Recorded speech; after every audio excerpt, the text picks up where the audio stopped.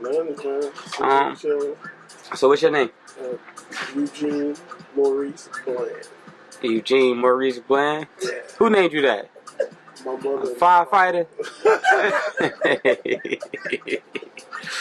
Yeah, man.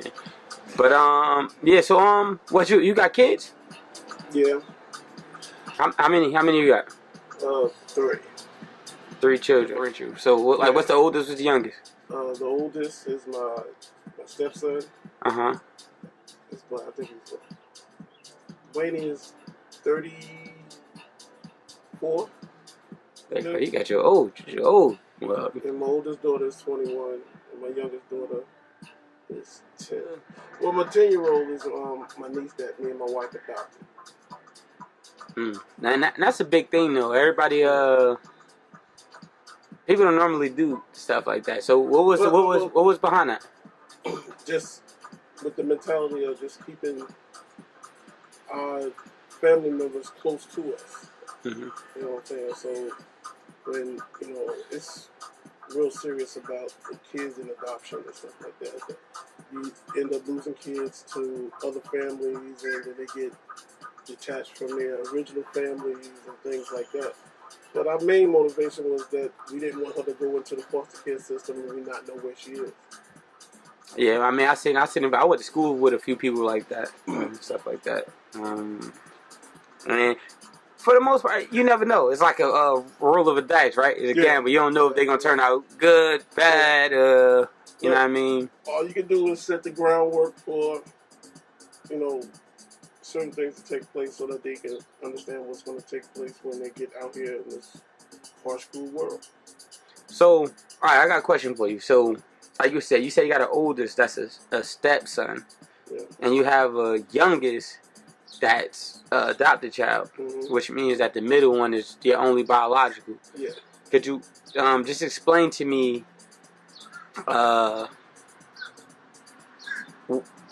the mental that you had taking on another child that's not yours and from the beginning? My wife, though, she already had a son. I knew that going in. He was 8 years old at the time.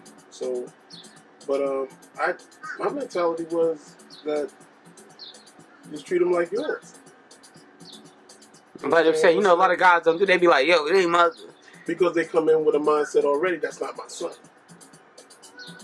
You know what I'm saying? But if you want to take the chance of being with this woman, you knew it was a package deal when you came in.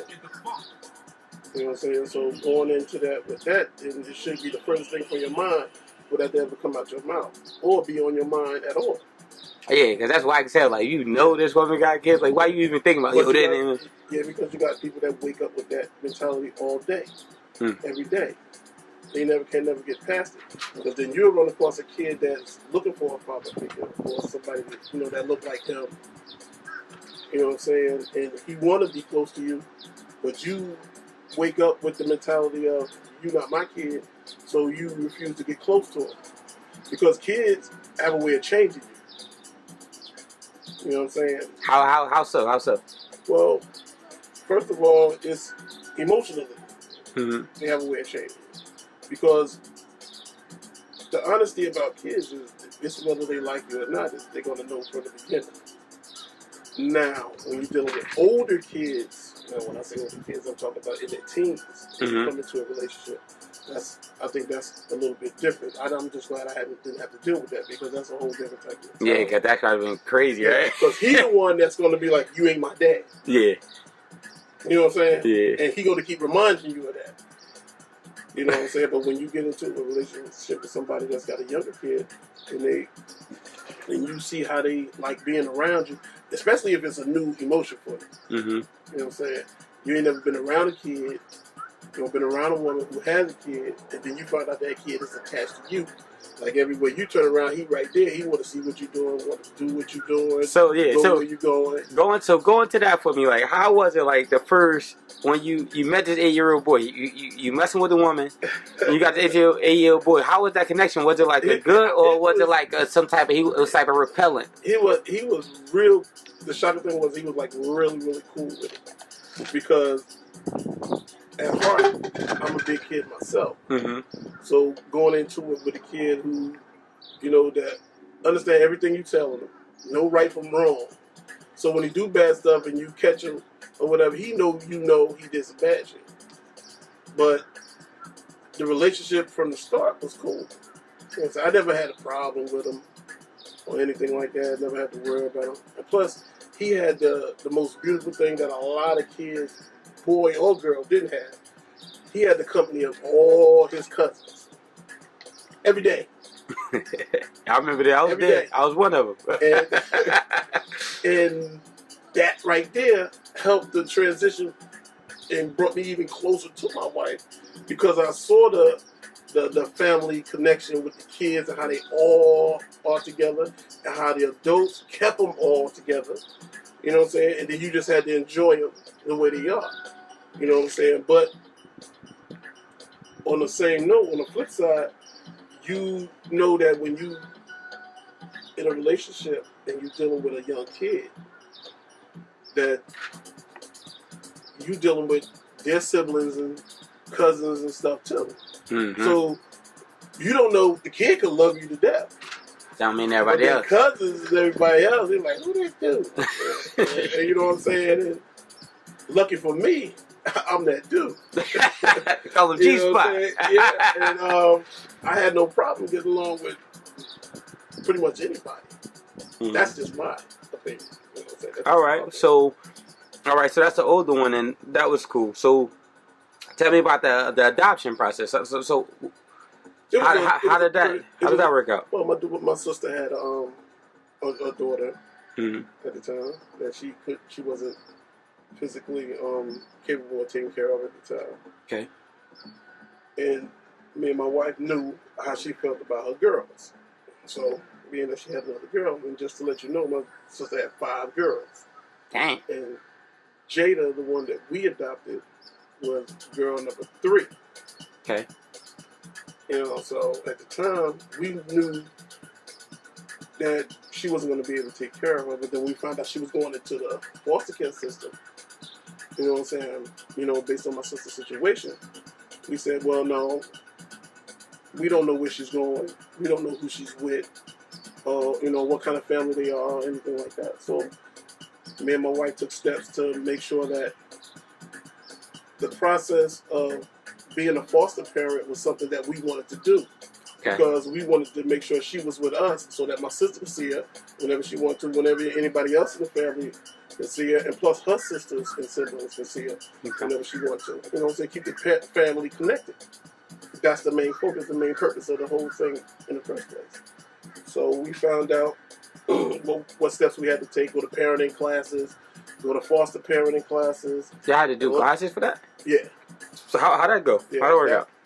That was about, I think that process was about 2 months. But why they make you do that? And it's like it's your family and everything. Everybody don't. What if you're a foster parent and you ain't never took care of a kid before? You know what I'm saying? They don't know that, and plus the foster care system is based on a lot of different parameters that are set in place for foster children. Even though it's your family, but because she's a kid in the system now, they have their own set standards and stuff. Like, a lot of people don't understand that a lot of kids are supposed to be allotted a certain amount of living space. Yeah, no, I went through that too.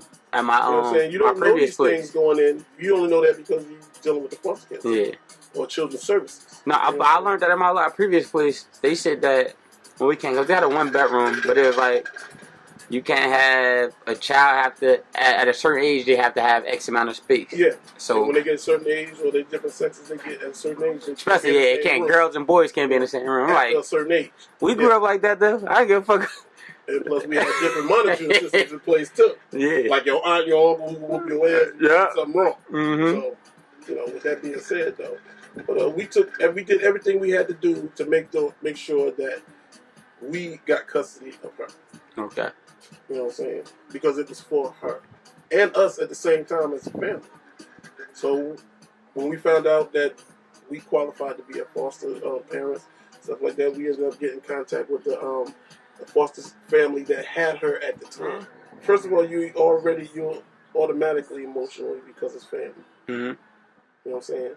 And then you have the foster family who has her initially, that's getting attached to her every day. You know what I'm saying? So we got to know them, and then ironically, we got to know them real well. Mm-hmm. And we started going to the doctor's appointments and stuff with them and stuff like that. Then they found out that we wanted to adopt her, and we ended up getting knowing her first foster parents real well, and that family became part of our family. Yeah. You know what I'm saying? And the mother in question that eventually became her godmother. Mm. So, you know what I'm saying? And now Jada was going to see them on a regular basis, just like her sisters. Yeah, I went full circle, also, man. Full circle. Yeah. That's what's up. Yeah, but I was happy. I think she was shocked because, and a lot of people don't realize that I wanted a girl. Mm. You know what I'm saying? And I don't know if it was something automatic, but it was just something that I knew. Mm-hmm. She was shocked by the fact that, it actually turned out to be a girl. I'd have been scared, like, to have a girl. Like, then you come from being a playboy or something like that. You're like, daughter. How you wanted a daughter though, man? Hey, it is what it is. All right, man. You Go want ahead. what you want. Hey. But it wasn't. I think I was real proud. How old were you? How old were you when you had your daughter? In my 30s. In your 30s. So you're a little seasoned. 30s, yeah. So, but. All right, did you already have parenting skills, or was it something that you picked up from your dad, your mom, or? You have little things that you pick up from your parents and stuff like that, but a lot of as far as parenting skills you develop on your own because everybody don't parent the way they parented them. You know what I mean? But then you force your kid to parent a whole entirely different way because they just like the way that they were parented. You know what I'm saying? My parents were, a little strict at times and a lot loose at times. You know what I'm saying? So it was a process of picking and choosing how did you want to raise your kid. You know what I'm saying? I didn't want to put a whole bunch of restrictions on them or anything like that, or any kid. You know what I'm saying? You want them to grow and develop and make up their own minds and stuff like that. While at the same time, you there as a guidance. You know what I'm saying? Or measuring, some type of measuring. No, I get what you're saying. I get what you're saying. That shoulder, that person on their shoulder, like, hey, look, if you do this, what happened when you did that? Do you really want them to experience the same thing? Exactly. But the funny thing about children, they don't think that we were children before. Because they think they invented everything. It's just like we did. So how do you handle that, man? You have to give them flashbacks of Yoshi. You have to. Uh-huh. You have to let them know that the song you listen to now, wasn't just made today. You listen to the music that they playing in the song, they got it from somewhere else. It was a sample. And when you research it and you find out what year that song was made, you're like, oh, that was made. What year was you born? Oh, that was back when you was a kid. Exactly. I tell you, I was in the club listening to that. That was my jam. You know what I'm saying? I was standing right outside the studio when they dropped that track. You know what I'm saying? That type of thing. But yeah, man, I think I did a pretty good job. So how was your relationship with your dad? My relationship with my dad was cool. It was perfect up until I got about 12. 12? Yeah, because that's when my mother and my father separated. Because everything changed when the family situation changed. Talk about it. And a lot of kids, parents that split, kids don't react or turn out certain ways because of how they feel about the situation with their parents. My situation, how I felt at the time when it happened was, you kind of be mad at both of them because you don't know who to be mad at. Because you're a kid, they're not going to tell you the truth. Yeah, they're gonna like who right or wrong about the about the situation went down. You don't find that out until, if you ever find out, until you get old enough to understand relationships. Things change, or circumstances that come about in the relationship that make it change. You know what I'm saying? But until you find out, or whenever you find out, if you do, you make assessments then. And you're like, wow. When you find out too late in life, you're like, that's some information I think I should have known a little bit earlier than now, or I wouldn't have felt a certain way that I'm feeling now about certain things. My father's view on relationships is way different from my mother's view on relationships. Now, when I say their views on it, it ain't like they sat me down and gave me their view on the relationship. It's what I picked up on over the years, witnessing how they interact with each other, how they interact with other people outside our family. Like, since they separated or they divorced and they're not together no more, so they meet other people. So you see your father with a new lady, and he's treating her a certain way that you never saw him treat your mother. You know what I'm saying? That make you feel some type of way. And I'm not saying that's whether it's good or bad. Like, if he treated your mother like a princess, but he treating this woman that he meet now like he don't care to, like, you know what I'm saying? Like, she don't deserve the same type of treatment. Then you be like, wow, why is he treating her different than the way he treats mom, or vice versa? And my mother thing was, well, her whole view on relationships was, it was like more like a dude's attitude towards how she dealt with the men in her life after my father or whatever.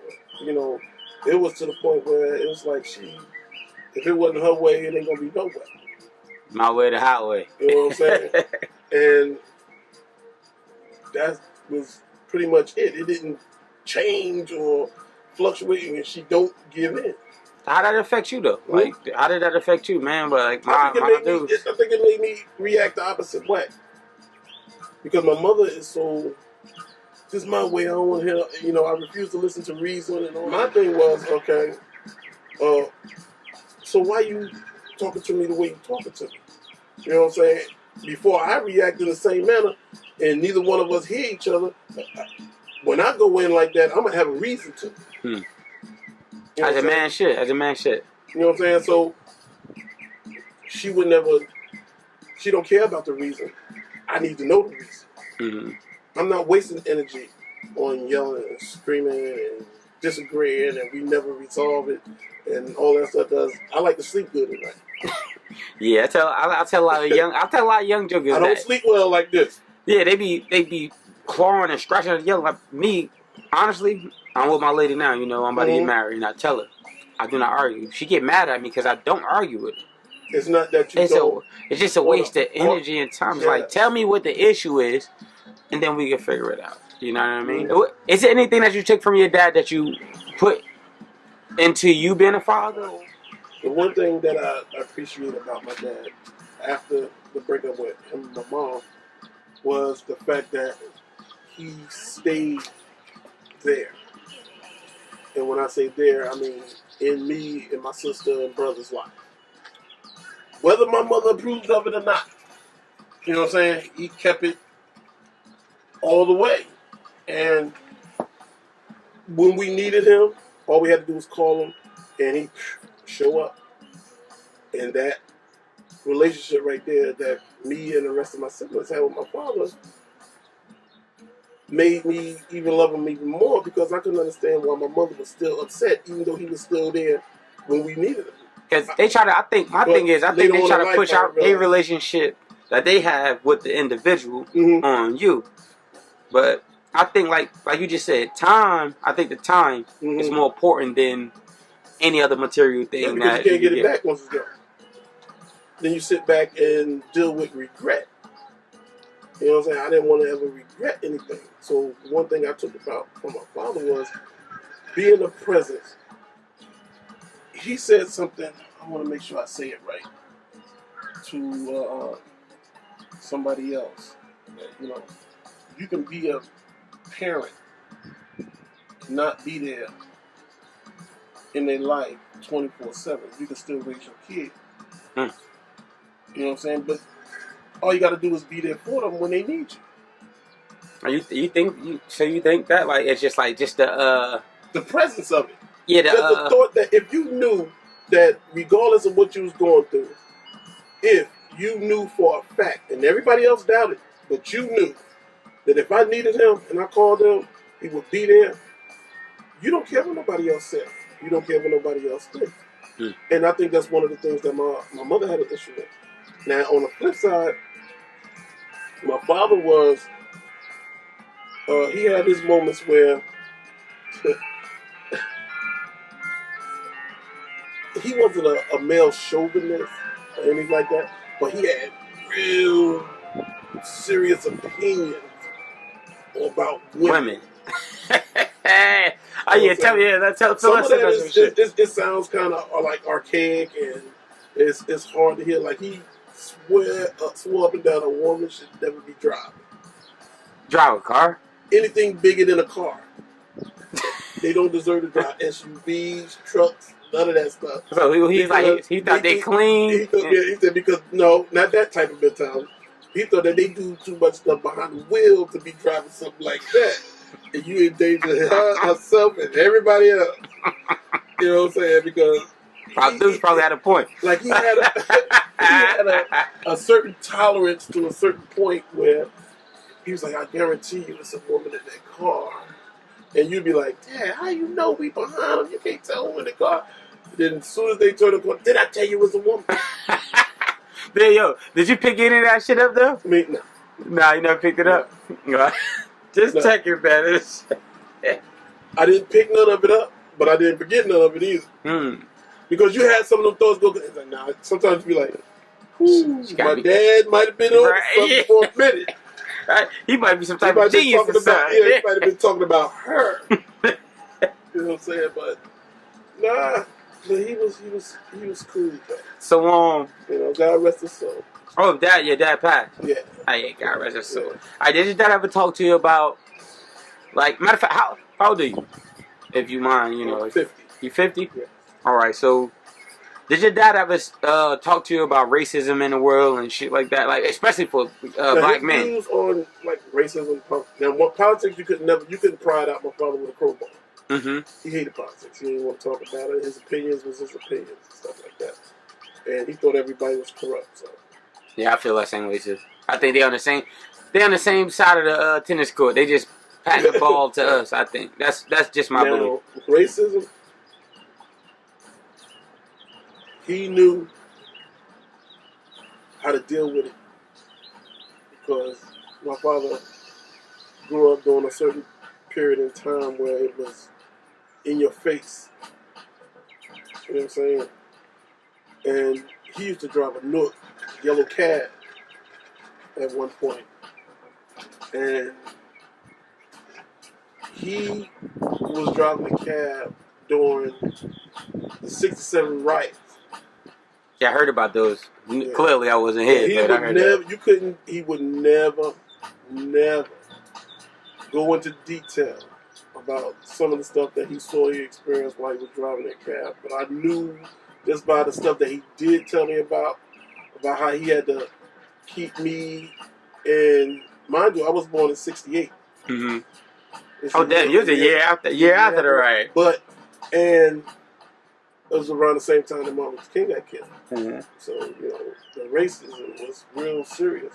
They had cops shooting up at windows and stuff like that. No, but I'm saying for us, like, I get your dad spoke to you on about it, but today, is there anything relevant that's going on today that you share with your children, young men out here, young women? Yeah, listen. All I want to say, when it comes to like racism and stuff like that, you have, being an African American person or a black person out here today, if you don't have more respect for yourself than the next person has to, you'll always end up, I wouldn't say in trouble, but in a situation where you will be constantly defending how you feel about you and your race. You know what I'm saying? Because you can never allow anybody to disrespect you or your race or anything like that. But your opinions on how people see you, you can't help how other people see you. But what you can do is not allow them to see you and try to project that image upon you and get you to accept it. I mean, it's a funny thing that people do. Whatever, somebody from another race or whatever that they try to antagonize us and fuck with us, right? Mm-hmm. Say for instance, you got a white guy, somebody hitting you, they keep hitting you, punch you, right? And you're like, chill, bro, chill. And you finally lash out and hit him. They be like, you fucking monkey, I knew he was gonna do that the whole time. Mm-hmm. That shit blows my mind. It's like, we can't win, I don't think. You know what I mean? Because it's like, if I react, I'm this beast. If I don't react, these bitch ass motherfuckers, like, what do you do? You can't go in it as, when you say you can't win, you gotta stop looking at it as a competition or a contest. You know what I'm saying? Because people provoke you from every race. Oh, of course, man. I know. You know Indians, they call you buddy. The Asians, my friend, they're like, I don't even know you, fam. You can't. I put it like this. I've mellowed a lot. Mm-hmm. I tell my wife about a lot of stuff that I used to do growing up, stuff like that, dealing with certain people, and just from the racist things that I've experienced, from my time in the military. Okay.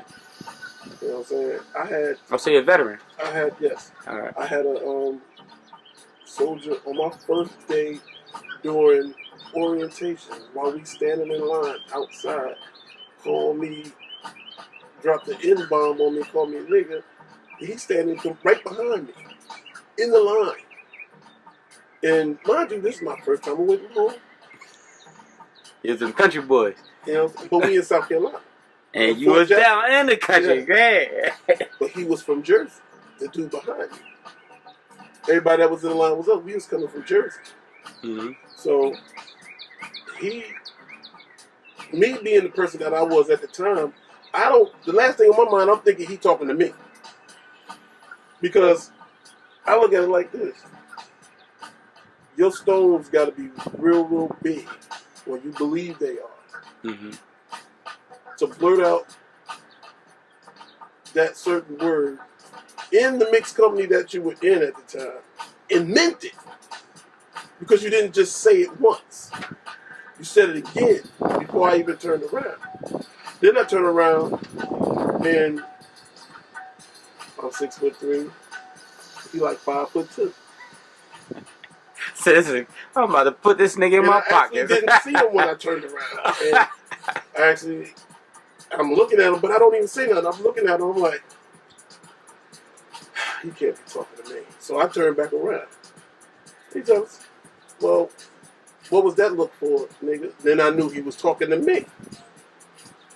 So I don't say nothing. I let my emotions get the best of me. Next thing I know, I had him up in the air and about to throw him over the railing.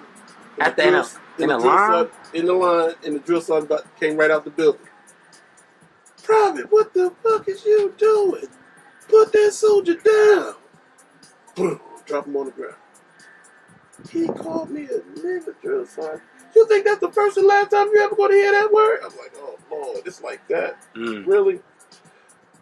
And from then on, my skin actually got a little thicker then, but my temper didn't change. Mm-hmm. You still get a little bit Ike Turner.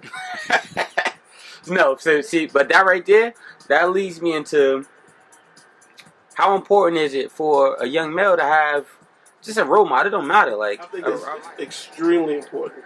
But you don't want ignorance in your ear. You want common sense in your ear.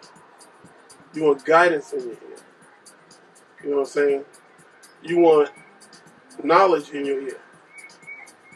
But how can you differentiate the two when you don't know anything? You know what I mean? So it's like, I get you. I get you 100%. But I'm just saying, like, young jokers, like, how can you even decipher the two? Because remember, I was growing up, and then like I'm hustling, motherfucker teaching me, yo, you sell this and that, you gonna make. I'm thinking this is God to me. This is how you raise as a man. But then another house, they're like, listen, nobody son, showed you nothing different from what you wanted to do. You know what I'm saying? You have to give these guys, you give them choices. You give them choices. When I say choices, you got to let them know what the positive and the negative outcomes of the choices that they are leading themselves into. You know what I'm saying? So I had to make a choice too. At that very moment when he told me to put him down, I could have just put him down on his feet, or I could have slammed him down on his head. I probably would have slammed on his head. But because of the way I heard the drill sergeant walk right up on me and told me, put that soldier down. I knew he meant it, but it was a choice that I had to make on how I was going to do it. So sometimes in your mind, you got to weigh those choices real quick. Think real fast. It's like, I don't want to get myself any more trouble. I had barely just got in the military. So you want to go in through the jail? Yeah, right. I don't need that.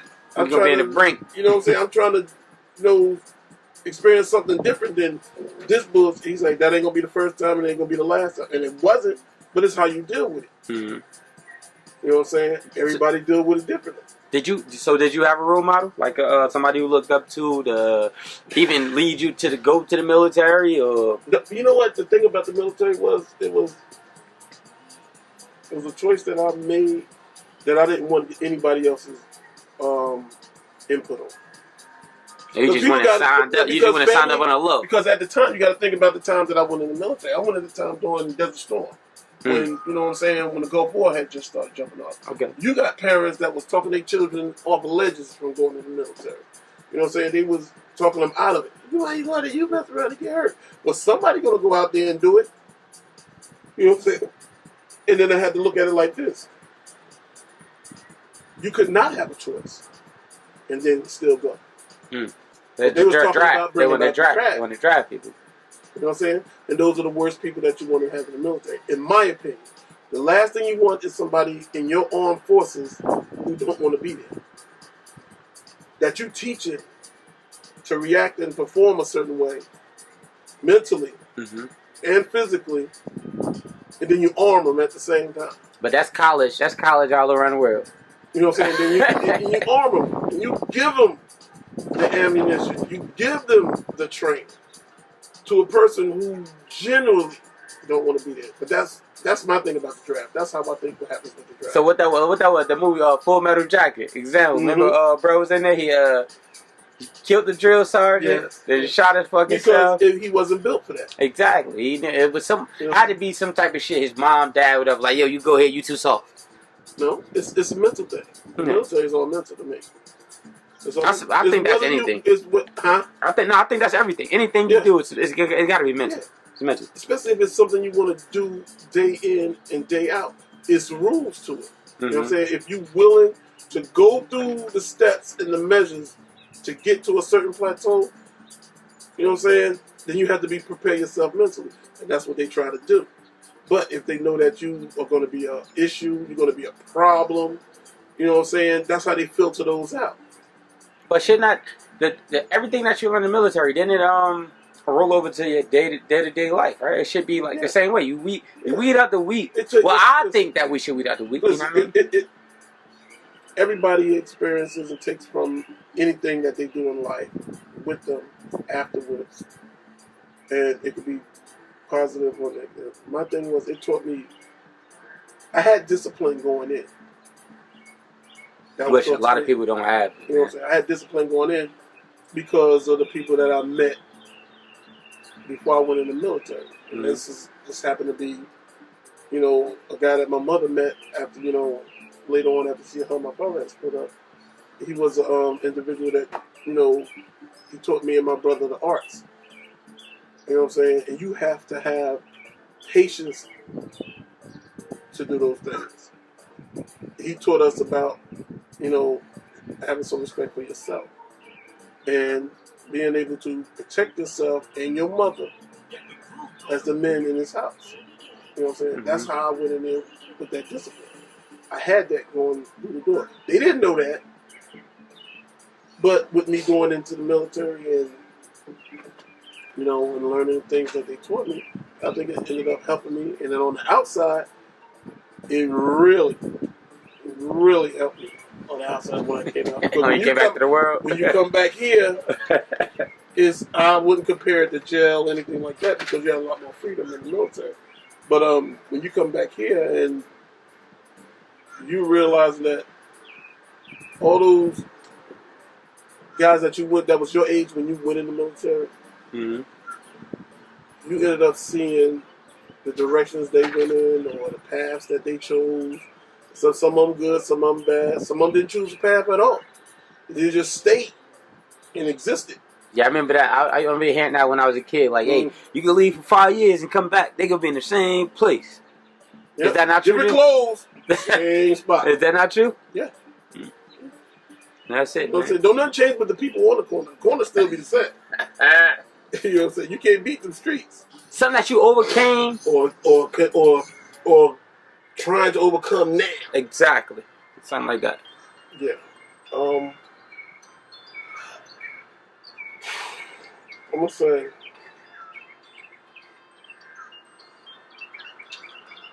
one of the biggest struggles is having a job and getting paid what you're worth. Now, when I say getting paid what you're worth, it mainly leans towards the people who work in a certain chosen field that they love to do and not being appreciated for it and compensated at the same time for what you know. You know what I'm saying? Everybody knows that experience is a part of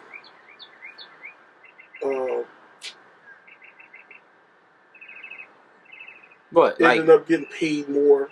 No, I don't. Based on what you're going to make or stuff like that. Because my biggest problem is being appreciated for what you do. Yeah. You know what I'm saying?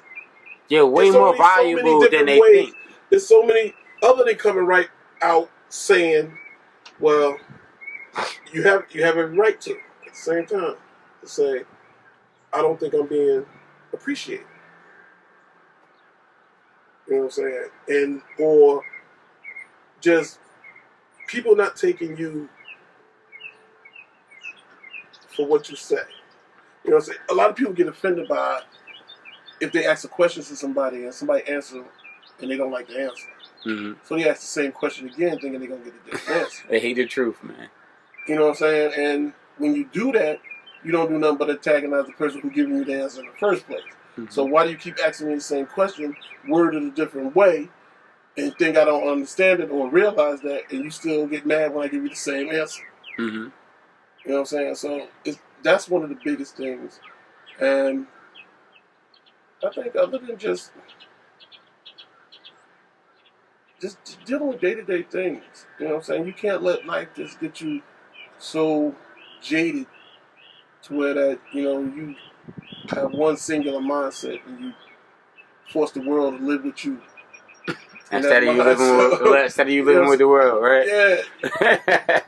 You know what I'm saying? We make adjustments every day throughout our lives. And all we want is for our kids and not to be able to have to struggle and go through some of the things that we're going through. But I think some of those experiences have to happen for them to appreciate them more. I agree. I agree. So, as a man, what was one of the biggest things you overcame as a man, in your growth? It's something that you could speak to the young men out here, like, because, everybody going through something. What's one of the biggest obstacles that you had to overcome as a man? Speaking up for yourself. Give you a point of cause. You know what I'm saying? Be a man and be, you know what I'm saying? Hold yourself accountable for things you say, things you do, and your actions in life. You know what I'm saying? Because a lot of these guys out here, I say young kids or these young so-called men, They speak a lot of rah-rah. You know what I'm saying? And sometimes they don't even hear themselves talking. You know what I'm saying? They just projecting a certain image. But if people held you accountable for what you say to them, you know what I'm saying, you choose your words differently. And talk about what you know. Stop talking about what you think you know. Yep, and what you hear motherfuckers saying. You know what I'm saying? What you heard Earl down the street talking about yesterday. Mm-hmm. You know what I'm saying? Well, he had that. Yeah, you don't know how he got it. He'll tell you what he wants you to tell you how he got it, but you don't know how he really got it. Mm-hmm. You know what I'm saying? Come on. Give me some words for these young mugs growing up right now. Something you think that would make things a little easier for them, or something they need to know. Well, you get a lot of older cats tell you, say what you mean and mean what you say. Mm-hmm. And a lot of them don't. I just wish that they would.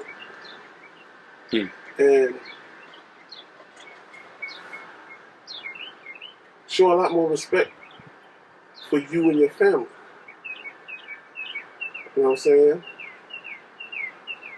You're supposed to treat each other the way you want to be treated. And a lot of these young men out here, stop being afraid to hug your fathers and your brothers. You know what I'm saying? Because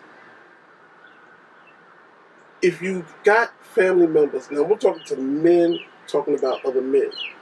If you got an uncle, father, stepfather, or whatever, stop being afraid to show that you care for them. That's all I'm going to say.